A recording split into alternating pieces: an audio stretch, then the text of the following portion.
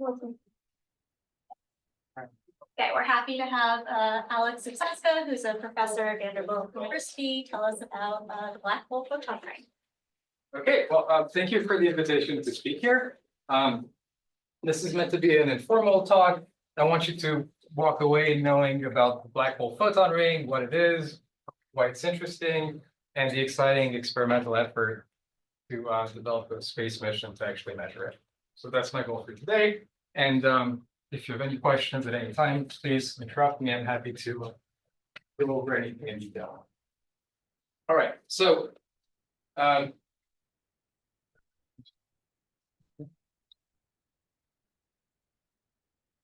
like to start a talk on the subject with this video, which I haven't made. It was produced by the European Space Observatory.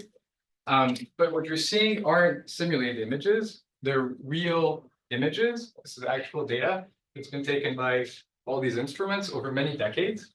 So you look at the sky in the direction of Virgo and you start to zoom in. Then you start to see this jet, which was observed now over 100 years ago. This is the jet from the galaxy Messier 87. And the great recent achievement by the Event Horizon Telescope collaboration was to be able to peer deeper and deeper and deeper into this core and resolve the center of it to reveal a black hole. So what I like about this video is that it shows you that this is an effort that's been going on for a very long time. In fact, the first observations of the jet are over centuries old now.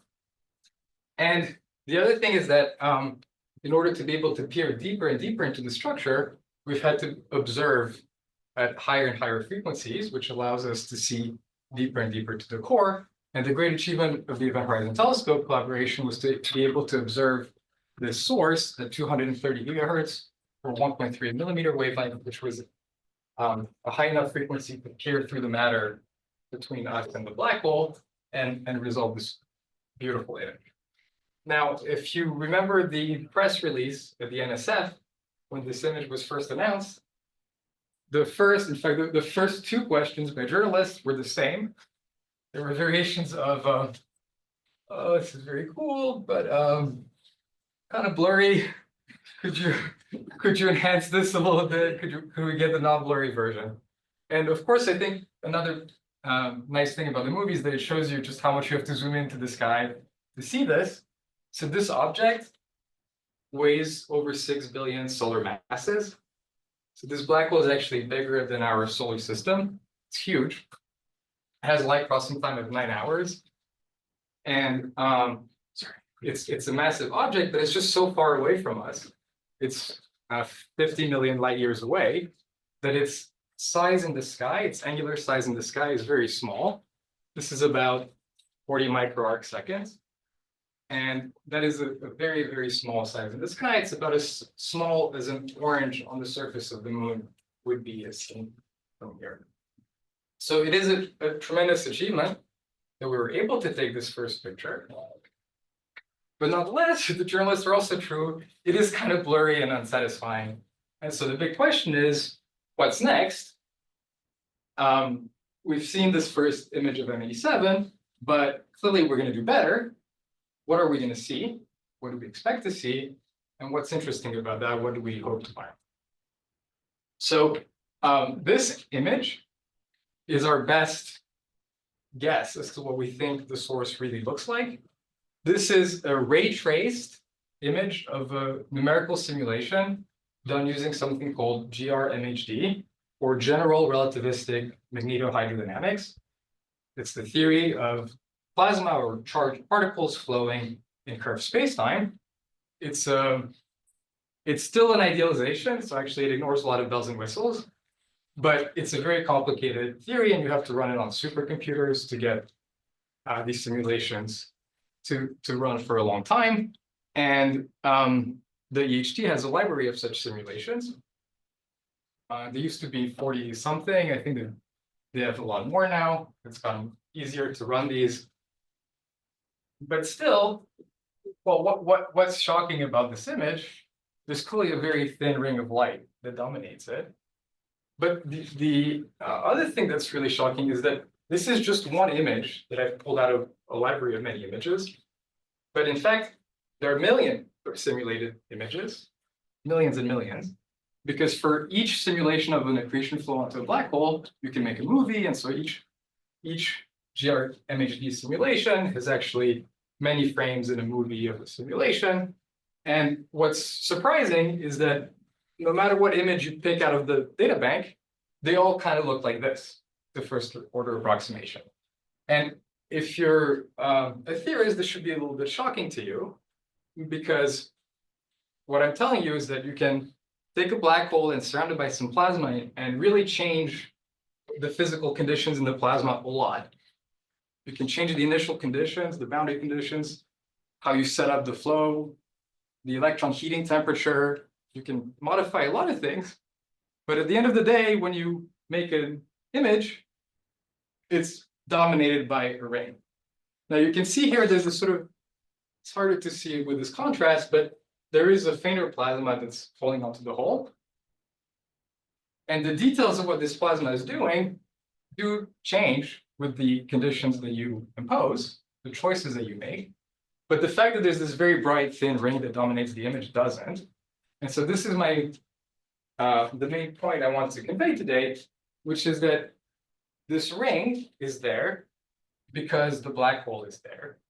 It's the part of the image that belongs to the black hole itself, not the circulating plasma around it.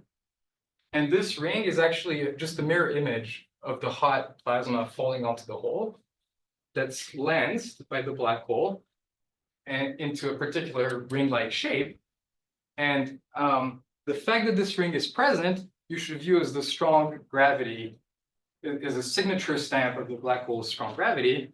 It's literally an additional image of the stuff around the black hole that is stamped onto the image by the black hole's strong gravity.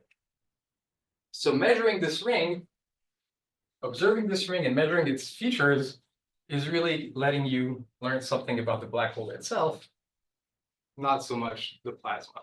The plasma is actually everywhere. It's here and here, but it's dimmer, relatively speaking. And measuring that would tell you a lot about the astrophysical conditions around the black hole. That's also very interesting. But this photon ring is a lensed feature that arises because of the strong gravity of the black hole, and measuring that tells you about the black hole itself. So what I want to spend the rest of my time describing is, how does this phenomenon work?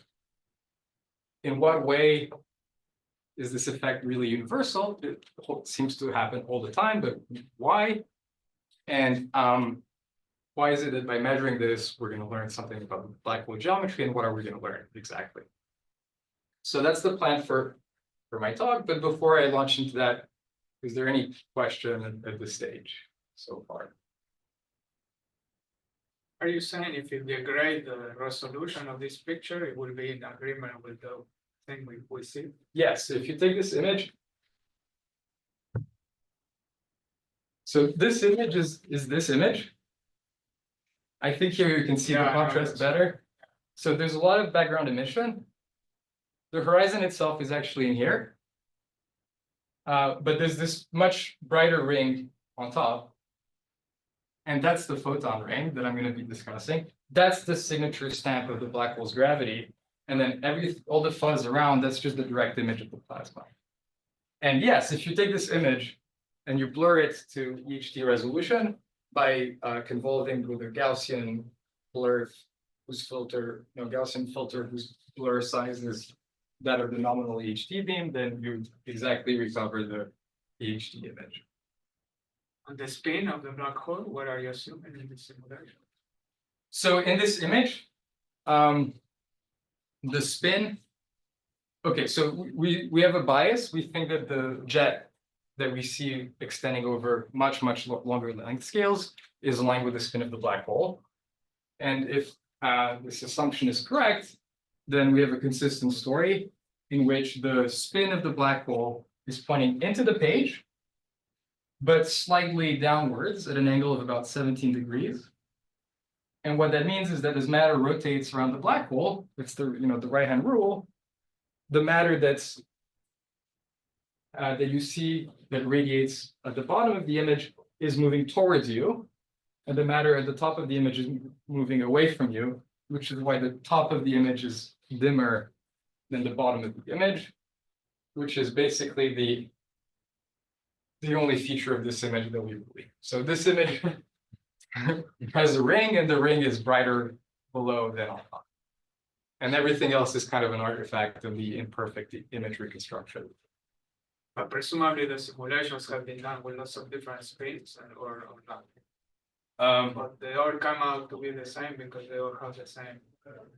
So you mentioned there is this library or something. Oh, sorry. So spin has a direction and a magnitude. So we're very confident, or at least we like to assume that the spin direction is what I told you. The magnitude we don't know. And that's actually one of the reasons why I'm excited about the Black Hole Explorer, which is the project I want to work up to explaining, where we're going to be able to take high resolution images of this ring, and the shape of this ring, which is not a perfect circle, actually tells you about the spin of the black hole in a way that is independent of the astrophysics that we don't understand. But currently we don't know what the spin of M87 is. There's a theoretical bias to assume that it's relatively higher spin than lower spin because the jet is so collimated and powerful, but we really don't know. There was a question there? Yeah, I was just gonna ask about the inclination, but I think you kind of answered it. So you get a ring that looks like this because it is sort of, the jet is almost pointing at us. Yeah, the counter jet is coming. Yeah. Yeah. It's we're at 17 degrees off of the jet's line of sight. And where's the ISCO here? Or is that like something I can see, or maybe? Yeah, it'll be the something- ISCO is actually completely irrelevant to black hole images. Okay. Yeah, I think generally, this is kind of like a whole aside. We could talk about this for a long time. There's this old picture from the 70s going back to Novikov and Thorne, that you think of a disk as a thin equatorial disk of circular equatorial orbiters that ends at the ISCO, and it's like that's not at all what your image tells you accretion looks like, and there's no reason for the ISCO to be relevant in any way. So we don't really think it is. These particles are not on geodesics. Yeah. Okay. So if there are no pressing questions, I'll start my story of what is the photon ring. And to tell this story, I have to tell you about some other thing first, the photon shell. And the story really begins in the geometry right outside the black hole. So what I did is I took a curved black hole. This is a rapidly rotating black hole that has 94% spin, which that's just a choice I made. And what I'm showing you here is the poloidal plane, so arc theta. For those of you who know GR, obviously GR is coordinate independent. So I picked my preferred coordinates here, which are the Borel-Lindquist coordinates. And their defining feature is that photons can orbit at fixed radius. That actually defines Borel-Lindquist radius. So these are nice coordinates to discuss orbiting photons because they orbit at fixed radius. So that's the coordinate system I'm going to choose. And in this coordinate system, well, everyone has heard of the event horizon of a black hole. That's this dark patch. This is the region from which nothing can escape. So once a photon goes in here, it's swallowed up forever. What is less commonly well known is that there's another region outside of the event horizon of the black hole called the photon shell. It's this region, in which gravity is so strong that the black hole can deflect the light ray so much that it actually closes in on a spherical orbit and stays at fixed Borel-Lindquist radius. But the light isn't in principle trapped there, it can still escape. And in fact, these orbits are unstable. Light hates to be trapped. And so if you give the light a little kick off of its shell, it'll either fall into the black hole or escape back out to infinity. And I don't know if anyone here is a mathematician, but the statement that these orbits are unstable is necessary for the stability of the curved black hole. Because if these orbits were stable, then energy would accumulate there, get trapped, and then the geometry would be unstable. Okay, so it's possible around a black hole to have light orbits, light that is trapped at fixed radius. That doesn't mean that all light that enters this region is trapped at fixed radius, but it's possible to be, it's not necessary. So in particular, if you're sitting here, if you shine your flashlight towards the event horizon, the light that you shine will fall in and get absorbed. If you shine a photon outwards, it will escape. You have to aim perfectly well. You have to like aim straight up to load a photon perfectly well onto its shell and then get it to orbit. And if you do that, then it's going to describe this kind of orbit. So Leo Stein on his blog, u2symmetry.com, has this really nice 3D Java applet that's interactive, and you can manipulate these orbits in real time. It's really fun, and I encourage you to do this. And the point is that they kind of look like this, which is, so we call them spherical photon orbits, but they're not spherical because they don't actually sweep out a sphere. They bounce up and down between a minimum angle theta and a maximal angle theta. So they librate in the theta direction. They bounce up and down as they wind around in azimuth. And the periodicity of the libration of the up and down bounce in theta is generically not a rational multiple of the periodicity in the phi winding, which means that these orbits aren't closed.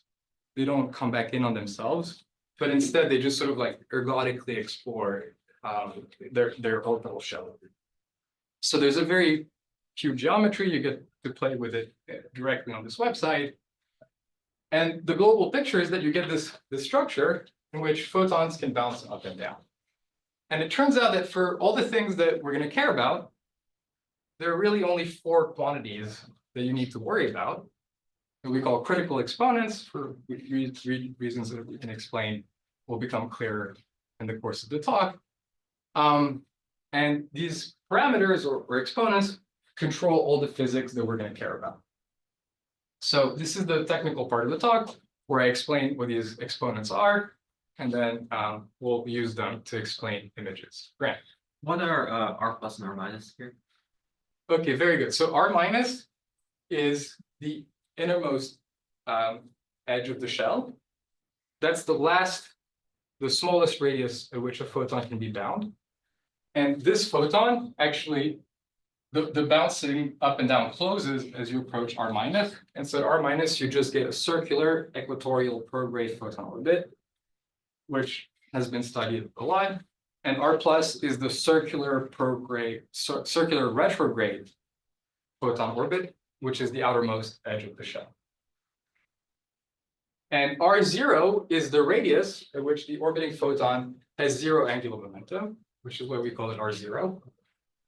And only at that radius does the shell actually become a whole sphere that covers the poles, because you have to have 0 angular momentum to be allowed to pass over the pole. So in Schwarzschild, let's start with that. That's easier. The event horizon is at 2m, and there's a single photon shell at radius 3m. That's this white sphere. As you spin up the black hole, the horizon shrinks in Fourier-Nyquist coordinates, but this photon sphere thickens into a shell. And as you spin up the black hole, the shell gets thicker and thicker until you get to maximal spin, where the horizon is at r equals m, and the shell actually stretches from m to 4m. So that's the shape of this shell. And the parameters that I want to talk about describe how particles actually sweep out these shells. So let's start with delta. Delta is just saying per half orbit. So when I'm going to say orbits, I'm going to be counting the polar oscillations. So for me, an orbit means going from the bottom to the top and back down. That's a full orbit, period of the theta motion. And by half orbit, I'm just going to mean a bounce from the bottom to the top or from the top to the bottom. That's a half orbit.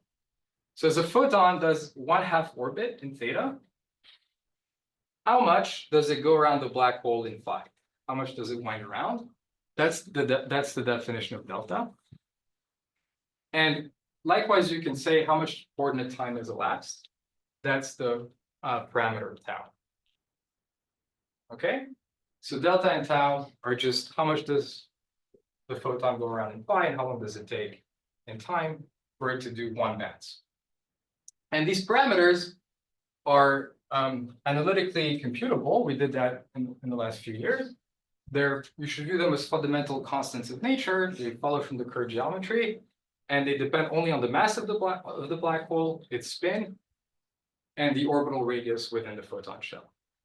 And you can write these things down analytically. They're elliptic functions, but they're nice functions. You can plot them. You can do anything you want. Okay, the last exponent I want to explain on this slide is mu, the sign inclination. And what do I mean by sign inclination? Well, all the photons that are within this white sphere have positive angular momentum, and they're rotating with the black hole. They're prograde orbits. All the photons in here, a larger radius than R0, have negative angular momentum, and they're actually counter-rotating against the black hole. They're retrograde. And so the sign is just going to be that we give those guys a plus, and we give those guys a minus. And then the inclination of the orbit is just sine of the maximal angle, theta max, of the polar libration. So to give you an example, this innermost guy is an equatorial orbit. It's just going around in the equator. So theta max is pi over 2. So sine of theta max is just 1. And so we give this guy a mu of plus 1. At the other end, this guy also has a sine theta max of plus 1 because it's also equatorial, but because it's counter-rotating, we give it a minus 1. So mu is minus 1 here, plus 1 here. And then this orbit is the one that's allowed to go all the way over the pole. So theta max is 0, so sine of theta max is also 0. And so mu is 0. And so mu is just a function that is monotonically decreasing from plus 1 here to 0 here to minus 1 here. Theta max is a confusing term to me. Theta goes from 0 to pi. Yeah, and then there's a theta. So max. so is it? I don't understand. So how is there a max theta? Or is it the maximum sine of theta or something? Like what does it mean to be? Yeah, so you'll bounce between theta max and pi minus theta max. These orbits. I see. Okay. Yeah, that Okay. makes this well All defined. right. Yeah. Yeah. Okay. Now, And if you're at R0, you're still wandering all over theta, even though you don't have any angular momentum. So R0 is if you study the pendulum, there are the oscillations that go up and down. Yeah. And then there's the separatrix, which is what R0 is. And then beyond that, you have the ones that Right. can go over. So R0 is the separatrix. So yeah, those photons don't bounce up and down. They actually can go around. They can, but they do go around. Yeah. Even though they don't have any angular momentum. They're allowed to do that without any angular momentum. Yeah, so- Or is the angular momentum projected on the angular momentum of the black hole? Is that what you mean? Oh, yeah, so by angular momentum, I mean P lower phi. So I this is see. what we would call LZ, the spin angular Okay, momentum. okay.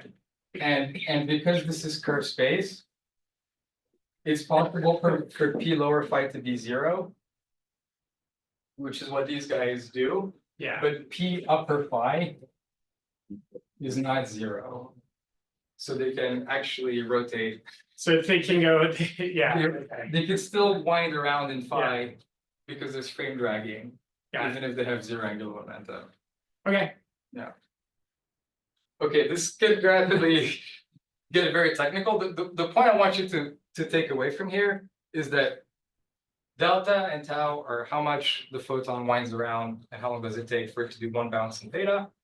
And mu is that the inclination there's a way to label every orbit from +1 to -1 in the shell, depending on how much it bounces up and down, how high it goes up.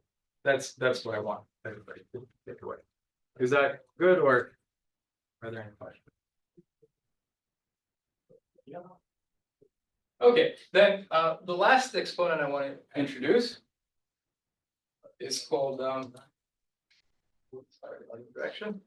Is called gamma. That's the Lyapunov exponent. Here we go. And this one characterizes the instability of these orbits. So like I said, light doesn't want to get trapped. And in fact, these orbits are unstable. So if you have your flashlight here and you aim perfectly well upwards, it's possible to load a photon onto one of these shells. But if you aim a little bit off to the side, the photon will actually rapidly escape.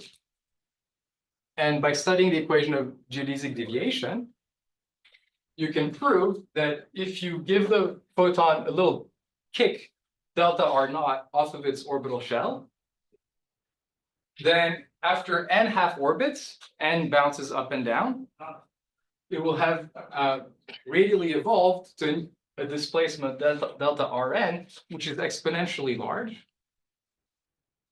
And the exponent characterizing this exponential rate of growth in the radial position, the radial geodesic deviation, is how we define gamma. And just like the others, it depends only on the mass of the black hole, the spin, and the orbital radius. And it's also something that we have an analytic expression for that's quite nice and simple. Yeah, is gamma somehow just like the TR component of the Weyl tensor or something measured in like an orbital, right? No. Or some component of Weyl? No, but there is a nice, I'll come back to, there's a nice way. I don't think you can get it out of the. Well, no, actually, yeah, it Because it's the Weyl tensor. Yeah, yeah, yeah. Right hand side of the equation. yeah, you can, right, that's how the geodesic equation, the geodesic deviation equation is written down. Yeah, it's some R mu rho sigma. Yeah, that's how you derive it. What do you mean by near critical, right? And did I understand earlier you said this instability is needed to have the metric itself be stable? Yeah. Is there an obvious way to see that connection? Yeah, so if you had so it's a theorem in mathematical GR that if you have a space-time with stable trapping of light, so you can have light orbits that are stable, then the space-time geometry is unstable.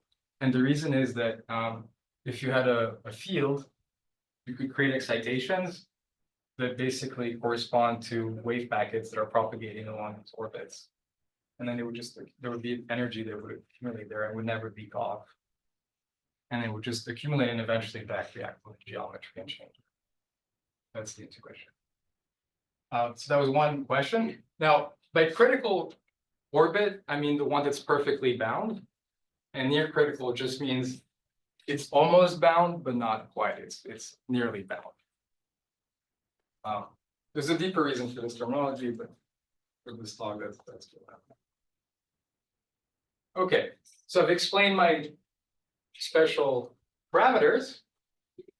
And now I want to connect this to images. I have to do one more detour before I can do this, because I have to tell you how we even describe black hole images. Like what is the coordinate system? What's the image plane? How do we think about that?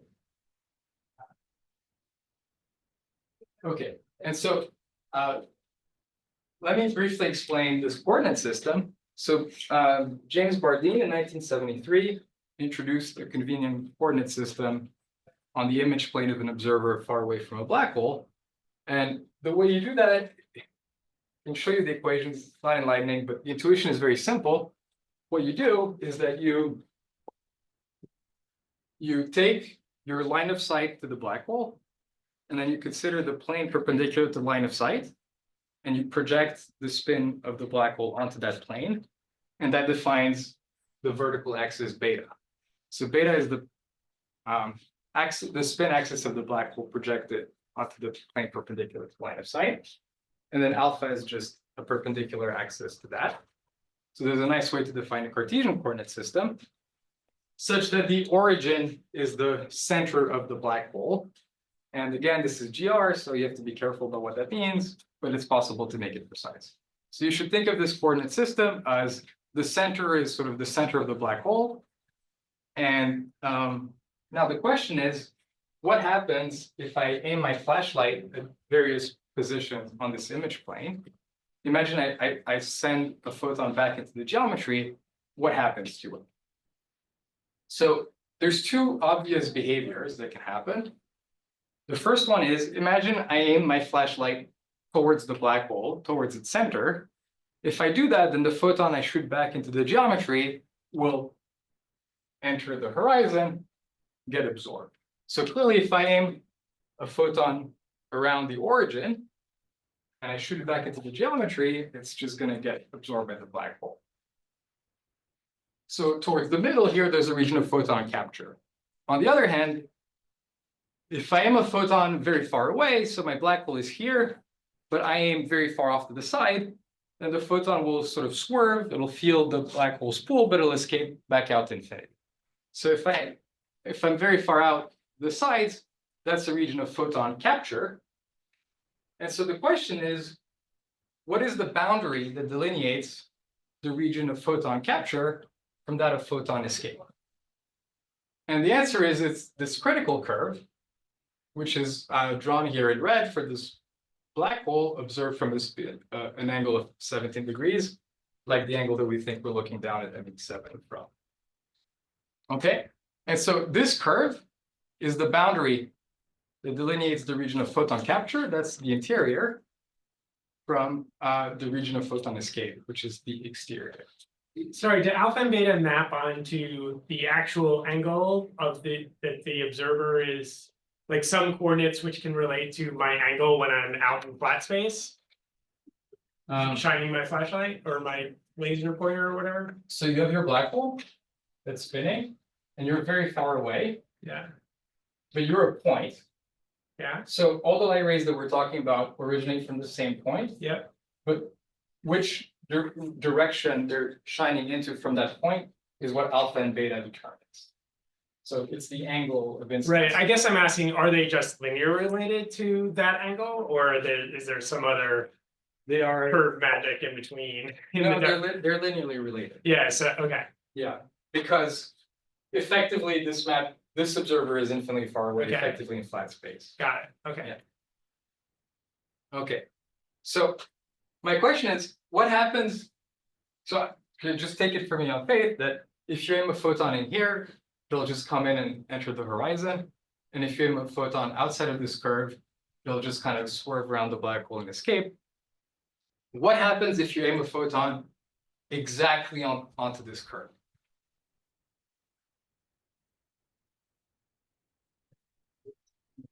Very good. It cannot be captured and it cannot escape. It's the boundary behavior. And so if you aim a photon exactly on this curve, it's going to come in from far away and it's going to asymptote to one of these bound orbits that goes around the shell.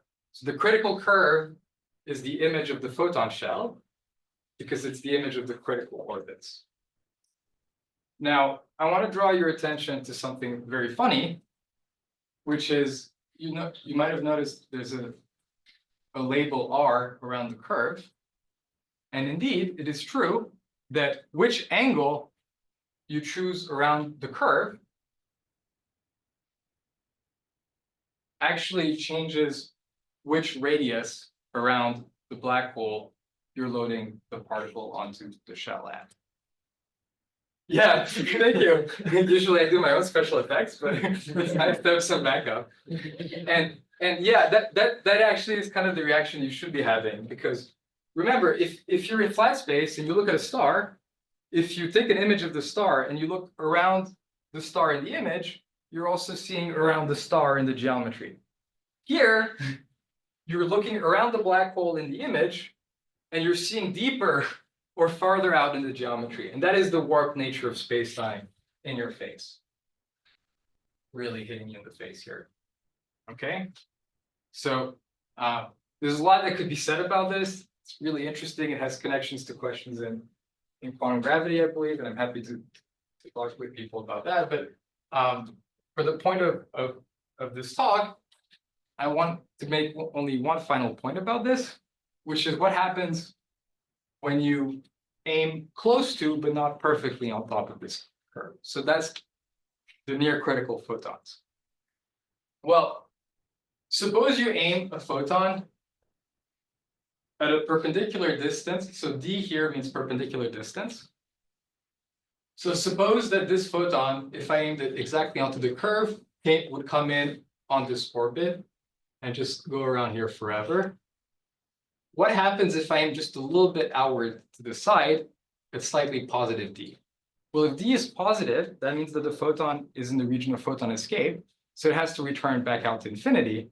But because it's near critical, what it's going to do is that it's going to come in, it's going to skirt this orbital shell possibly for a very long time, and then eventually it's going to escape back out again. And then if instead I aimed at slightly negative d, then the photon would have to eventually fall in.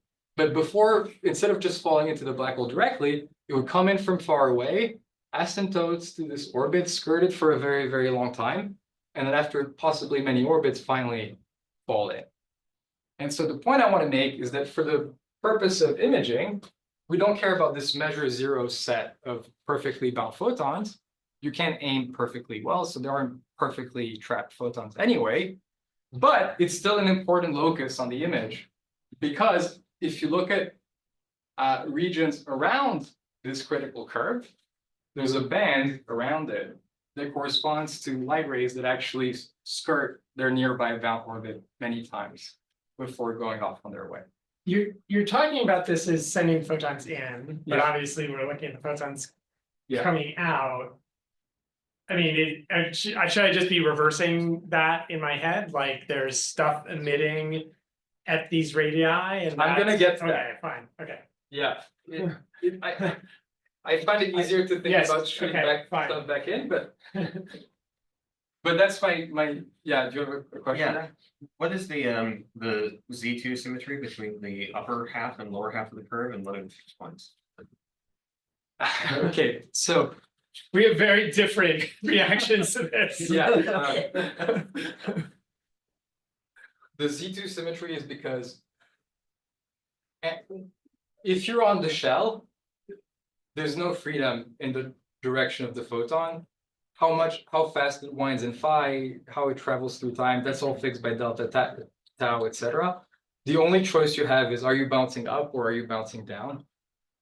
Or in other words, if you aim a photon backwards to load it onto the shell, you can load it entering it one way or entering it the other way. That's this split. But the fact that the image is actually reflection symmetric is really weird. I think no one has a really good explanation for that. And then the endpoints, if you're an okay, this I usually don't explain, but since you asked, I will have to explain this now. So if you're an equatorial observer, then you get to see all of the orbits, including the ones that are purely equatorial. And so the equatorial observer and only the equatorial observer can observe the full photon shell, in which case these endpoints are R minus and R plus. But if you're an observer above the equatorial plane, in this case at 17 degrees, you can only see the subshell of orbits that actually get up to your inclination. And so that's this subshell here. And the way you figure it out is you literally draw the angle of your observer, and where it intersects the shell, that defines the edges of the subshell that are visible to you. So in this case, these two dots are these two orbits. So, okay, we can spend a lot of time having fun with photon shells, but I do want to make contact with images. And this wing of the auditorium is impatient for me to do that. I don't So let me tie it all together. So if you put together everything I've told you so far, the first conclusion you should be making is that light rays in the photon shell can circumnavigate the black hole multiple times, and as a result, the light could connect to an observer along multiple light rays. And in fact, it's a theorem that in a black hole spacetime, any two spatial points connect by infinitely many light rays that differ by the number of windings around the black hole that the light rays execute. But there are infinitely many light paths between any two spatial points outside of a black hole. And the canonical case, which is the simplest to explain, and so that's what I'm going to explain in detail in the next 5 minutes, is the one in this picture here, where imagine you have an equatorial disk. And so you have a little source here, and it can have an image from light that goes directly up, but you can also have an image of it from light that initially is shot away from an observer sitting high up there, that's shot downwards, but then slingshots back around the black hole, recrosses the equatorial plane, and then shoots back up. That's the blue ray. And we're going to call that the n=1 image, because that'll be an image produced by a light ray that did n=1 half orbits around the black hole. But then you can also have an image from light that goes up, goes back down, then comes back up. So it does 2 half orbits around the black hole and then eventually reaches the observer. And we'll call that the n=2 image. Okay. So this is my scariest slide, but it's actually not that bad. So let me unpack it. I want to explain to you in full, brutal detail the simplest case, which is the one I just described. So let's start with this part of the image. It's just exactly what I told you, okay? We're imagining there's an equatorial disk around the black hole. And to make my life extra simple, I'm going to imagine that I'm the axis, that my observer is on the axis looking down at this black hole, okay? So that's my setup. And now if I have a point source, well, again, I expect to see an n=0 image, which will be the direct image of this source. There'll be an n=1 image from light that did a half orbit around the black hole, which I actually expect to see from the other side of the black hole as a result. And then there'll be an n=2 orbit, and so on and so forth. And now, to explain the full effect, and this ought to make you happy, now we're no longer ray tracing, shooting stuff backwards, now we're going forward in ray tracing. I want to explain these panels here. And so what I'm going to show you here is, suppose that the nth image of this equatorial disk here is this one, where the black curve is the critical curve, the one that I was just telling you about, the boundary between photon capture and photon escape. Well, now, of course, I drew a color wheel. This is not astrophysically realistic, it's just to illustrate how the lensing works, okay? I'm not claiming this is what nature looks like, but suppose the nth image is this color wheel. The point I want to make is that the next image and the next one after that and the next one after that, the whole sequence of images that you would see on top of that is completely governed by the lensing behavior of the black hole. So that's a key point. And in fact, it's described by these simple equations. So d is the perpendicular distance from the critical curve. Var phi is the azimuthal angle around the image, around the curve. And t is the observing time. And so there's 3 effects. Let's start with this lowercase panel here, which corresponds to a Schwarzschild black hole that has no spin, 0% spin. So what happens in this case? Well, if this was the nth image, the n+1th image will be the same thing, but squeezed. Sorry, what is M? I've missed that. What is M? M is the n=m image. Okay, all right. So if you want to say m is 0. Got it, okay. So suppose this was the direct image that you were looking at. Then the next image, I see. the first one would be this. The only catch is that this equation that I'm showing you here is exact, but it's exact in the asymptotic regime of large n. So this is exact as n becomes big. So in practice, when n is 2, this is perfectly good. For n=2, 3, 4, this is perfect. But for n=0 to 1 or 1 to 2, there's noticeable I see. corrections. That's why you didn't start at 0. Yeah. Okay. Yes? I'm guessing the answer to this question is boring, but is the gravitational redshift of every trajectory the same? No, Okay, it's No. not boring.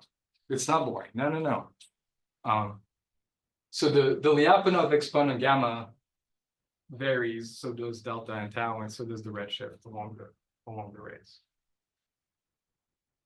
Now, the reason we don't actually talk about redshift is that redshift is also a function of the forward velocity of the emitter.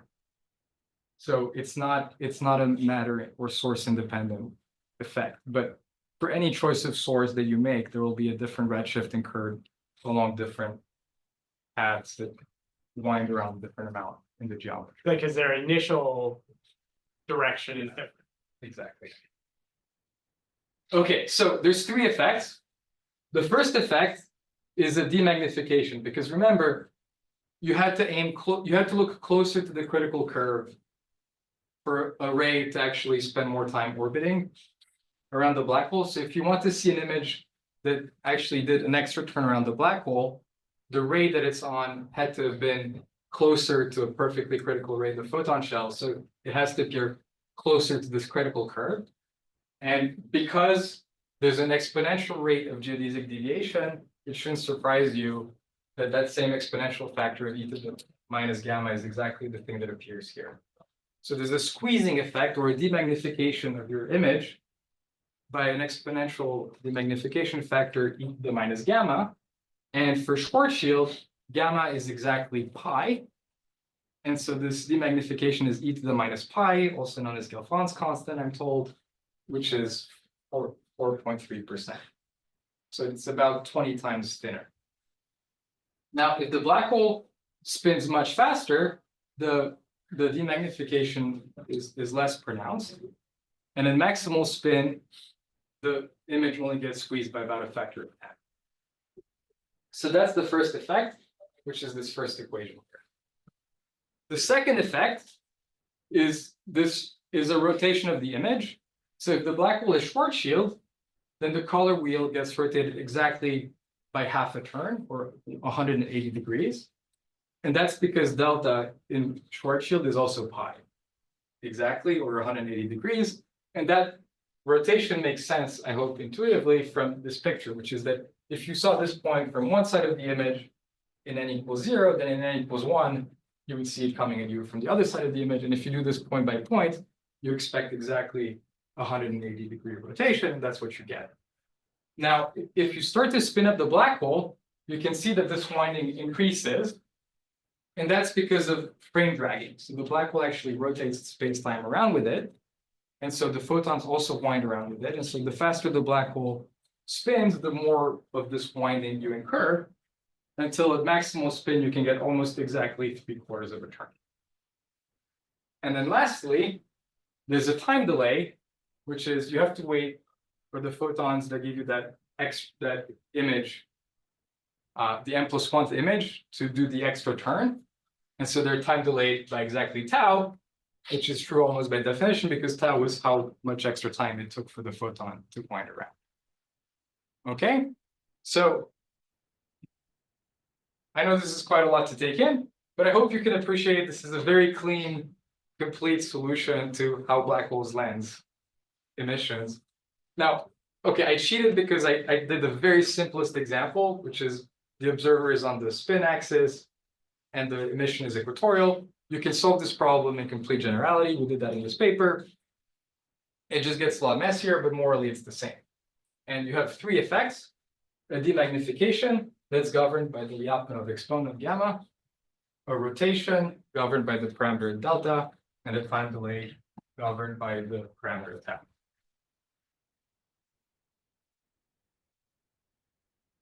Okay, so now let's put it all together in the forward approach. So in the real world, there's light that's sourced by hot matter around the black hole. And most of this light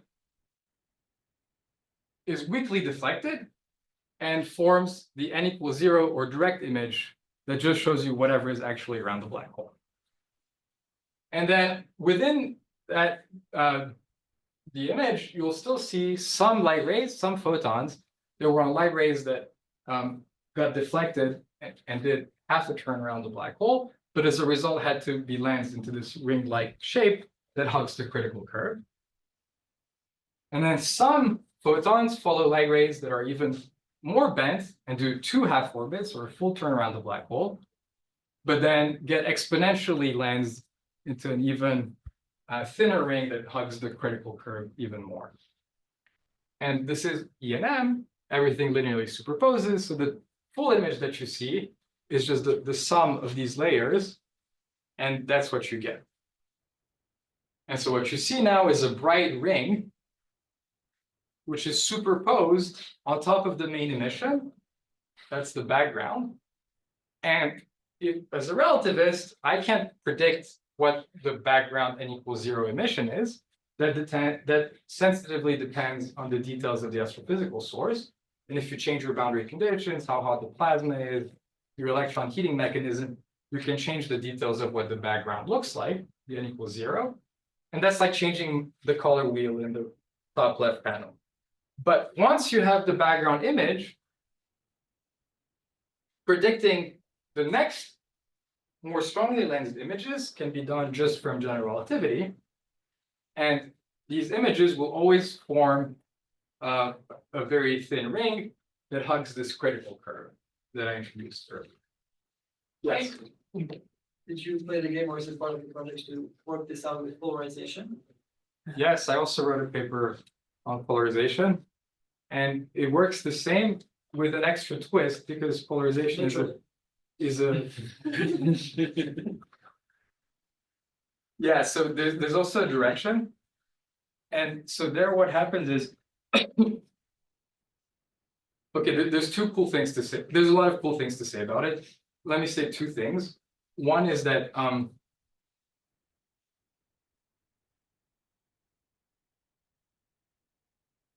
for all the even ends, you're basically seeing the source from one angle, which is sort of like from above.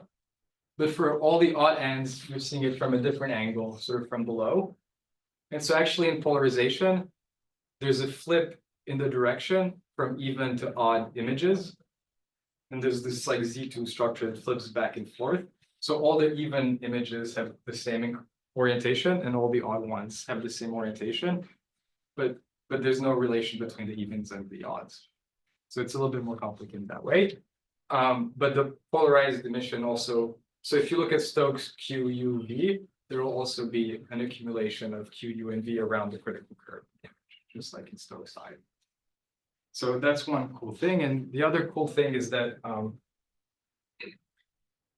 this is getting into the weeds, but the way you parallel transport polarization in the Kerr geometry is using this special hidden conserved quantity called the Penrose-Walker constant. And as you go from even to odd photons, the Penrose-Walker constant complex conjugates, which is like this some beautiful math, and it's like a kind of a rabbit hole. But yeah, we've worked out everything in polarization. We're going to want to measure that too. There's a lot more information there. So I normally think of the surface brightness in these situations being conserved, but this ring gets really bright. Like you get this background thing, which is sort of lower surface brightness in your images, and then but the ring is really bright per unit, whatever alpha and beta is. Like what is the, like what am I getting wrong? Why isn't surface brightness conserved? Okay, so let me answer. There's two ways to answer your question. So let me first say I want to use this slide to answer it. So everything that I've told you so far is follows from general relativity, but we also haven't ever measured as far we haven't detected this photon ring effect. So for all we know, it could be sci-fi. The best we've done is confirm this structure in the GRMHD Fancy Bell state-of-the-art numerical simulations. And George Wong did this beautiful work where if you take a time average GRMHD image, you can take a horizontal slice and a vertical slice of the image intensity. That's what you see here in red and blue. And then you can zoom in on the rings, this band, and that's what's blown up here. And you can decompose the intensity into contributions from photons that have orbited a different number of times. You can go back into the simulation and count how many times the photons orbited, and you can see that there's exactly what you would expect. There's an n equals 0 background image with an n equals 1 demagnified image on top, and then an n equals 2 image demagnified further and so forth. And George Tolbegan went up to n equals 6 in the simulations, and then you deal with like exponentially small numbers in the numerics, so it gets messy, but this really happens in the codes. And the demagnification factor is exactly about 10%, which is what you expect from e to the minus gamma. So the numerical simulations confirm this. Okay, so now to your question, this is brightness temperature on the y-axis. So the way I would think about it is that by virtue of there being a black hole, you're really capturing light that was emitted in a direction which in flat space you would not have seen. So you do capture more light than you would have seen otherwise, because it was shown away from you, but then the black hole snatched it for you and like slingshot it back in your direction. So that's one way to think about it. Okay. Let me say that each successive image has exponentially small flux, because that's the area under these curves. It gets smaller and smaller by e to the minus gamma, but the height of the spikes is roughly equal. Oh. And that's your intuition. And that's because each light ray traverses the same emission region as the same angle. And so every time it does this, So you're in looking at the this same in this photons. image, the n equals 1, the n equals 2 is like the n equals 1 just squashed, Exactly. and then it's brighter because it's added to the n equals 1. Exactly. So the height of Yeah. each layer is the Alright. same, which I I think see. is addressing your concern. Yeah. Okay. So if you were to decompose the image into layers, n equals 0, 1, 2, each one would have the same intensity, but the flux goes down because Right, but in that image, it looks brighter just because they are Yeah. adding up. Okay. But sorry, doesn't, for example, the n equal to collect more light along the way? Say starts from the disk. And then it crosses the disk the first time and then the second time. yeah, but here we're not decomposing. I see.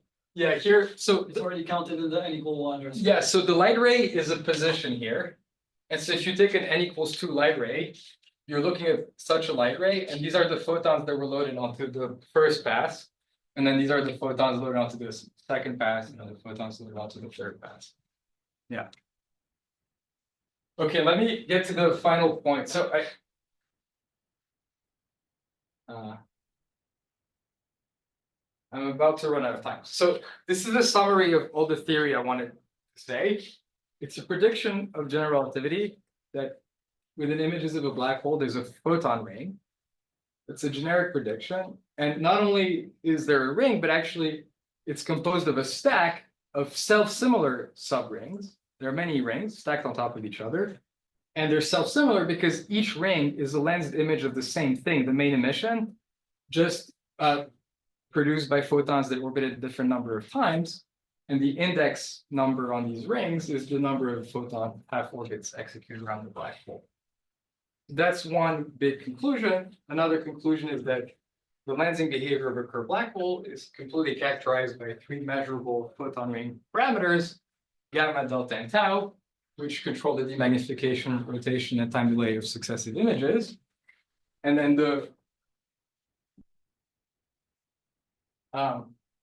so this was the theory, but I wanted to make this connection to LIGO. So I'm sure you've all seen you've all seen this plot from the first LIGO detection paper. And what you're seeing here is the waveform, the gravitational waveform produced by 2 merging black holes. So there's a slow ringing during the in-spiral phase, then there's the rapid merger phase, and then there's an exponential ring down. So hopefully this is all familiar. And then this is the movie produced by the SXX project. So this is showing the space-time view of what produced the waveform in the previous slide. So you've got 2 black holes orbiting each other. This is the in-spiral phase. And you can see this rippling of space-time around them. There's some very complicated rippling. Now they're going to merge. It's going to happen very fast. And now there's a final black hole that rapidly settles down to equilibrium. And notice, what I want you to notice is that at late times, the last thing that you see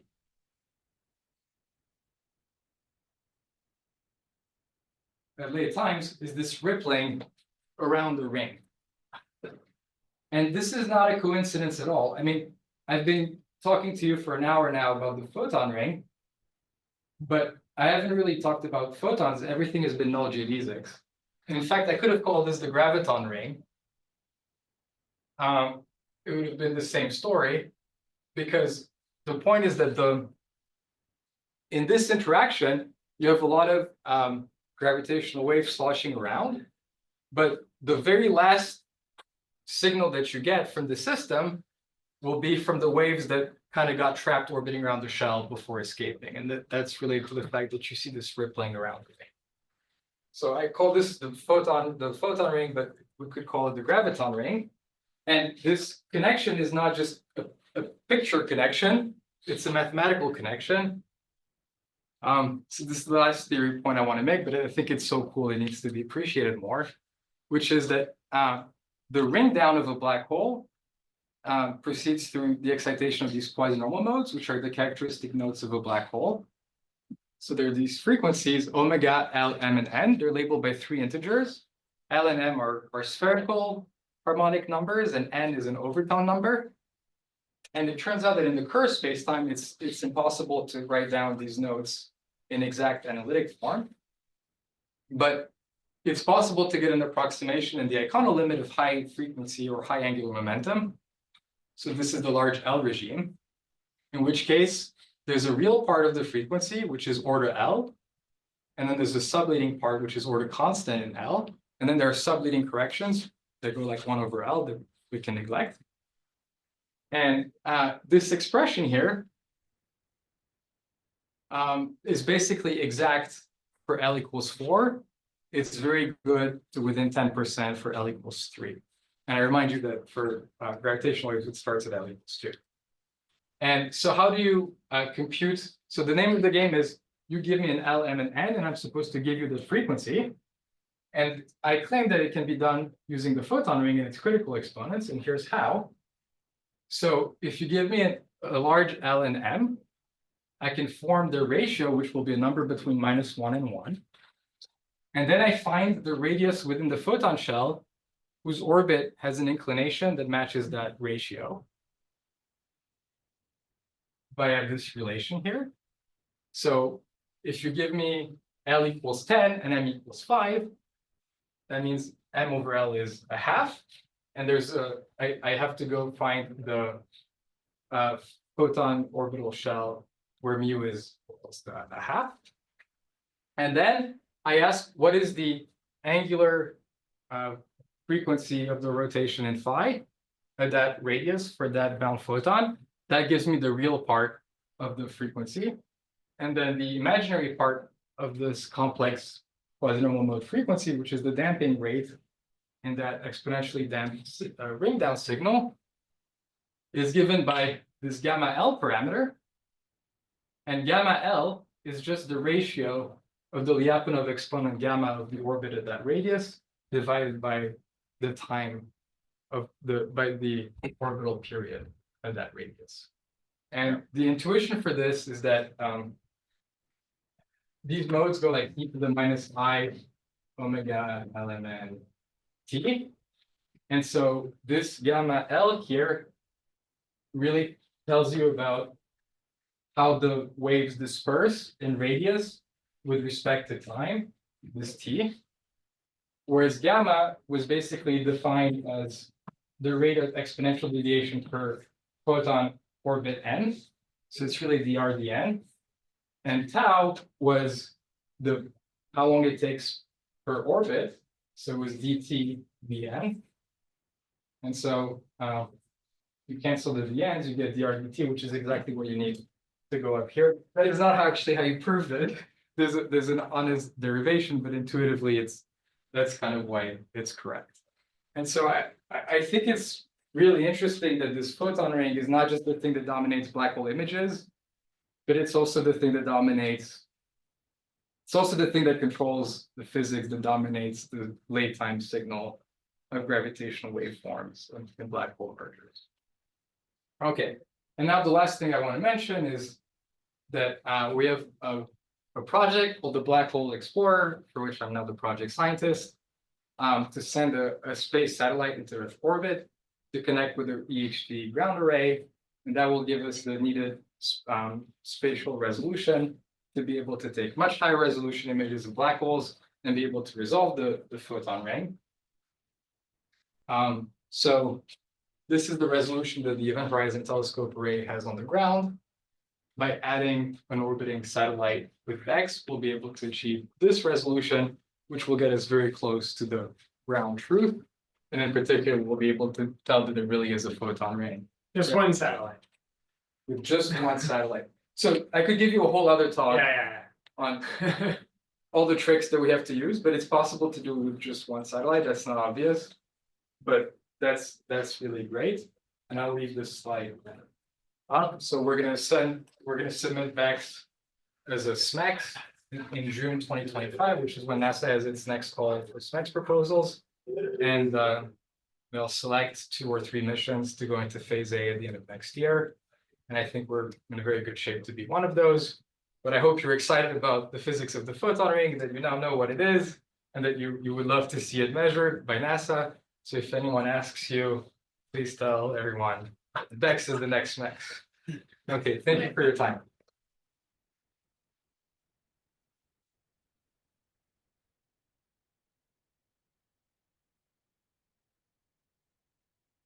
Do you have a sense for how Wells would measure the spin of M87?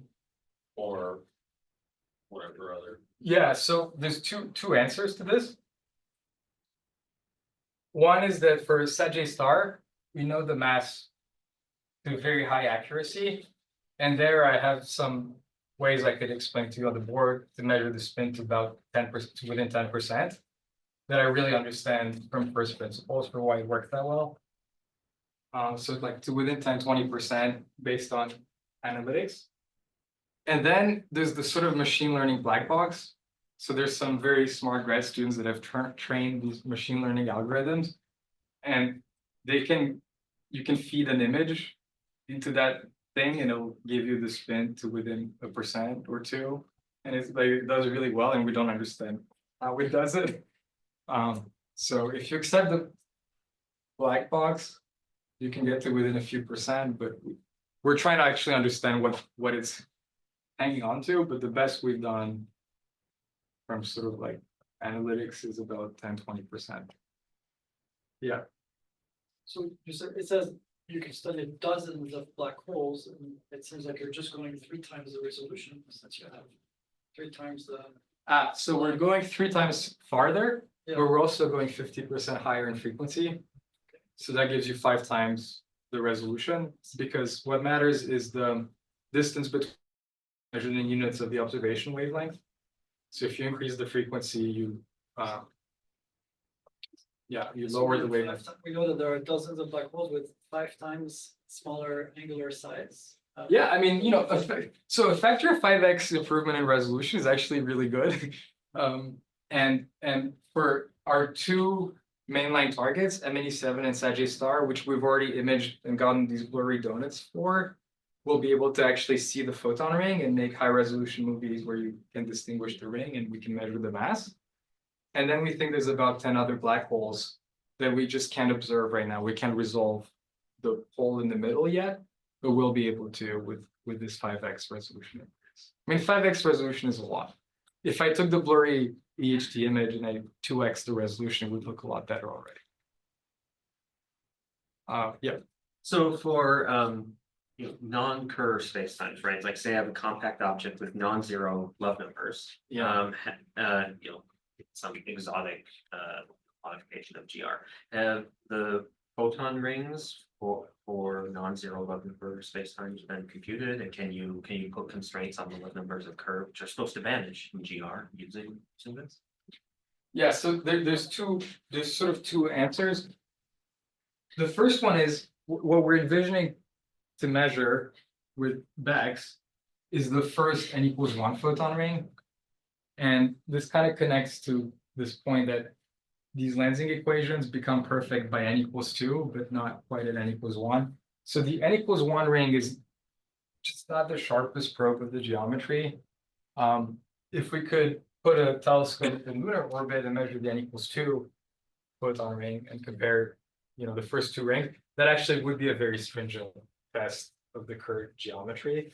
But it's kind of what you would need experimentally to really say this is not a curved black hole. So this experiment is not going to come back and say, oh, the ring has the wrong shape for this to be a curved black hole. We just won't have the precision to do that. We would need to see the second ring, and we certainly hope that I hope in my lifetime, this if we get selected next year, this will fly in 2031, and then there's enough time in my life. I hope that I would get to see the n equals 2. So that's kind of like, for now, it's just not a really pressing question, but theoretically, of course, there's now a paper a day on the photon ring, so it's like really blown up as a field, and so people compute everything, and there's two levels at which you can make predictions. One is by computing the critical curve. So in Kerr, the critical curve is known analytically, and actually it's an algebraic variety of degree 3. It's really beautiful. Like, it's just like Kerr is magical. Everything is simple. So everything is known about it. And if you have some other spacetime, the first thing to do is to compute the analog of this. And that has been done for many geometries. And you get more or less big radical deviations. Computing the shape of the photon rings, and in particular the first photon ring, or first one or two, is kind of a harder thing, because the photon rings, they track the critical curve, but they're not exactly the same thing. Even in Kerr, you can't compute their shape analytically. You have to do some complicated ray tracing. And so in sort of non-Kerr spacetimes, that's really hard. And as far as I know, there's just this one group in the Netherlands led by Daniel Meyerson that's built this custom ray tracing code for, they can ray trace into any geometry, and they've computed photon rings of fuzzball spacetimes and like really wacky stuff, and looks wild. So yeah, like some people have done that, but I think it's still not that explored, and also hard, because you have to know the geometry, then you have to be able to ray trace into it. It's kind of a lot of art. It's a long slog. Okay. Maybe we'll thank Alex, and if anybody else does. That's your question.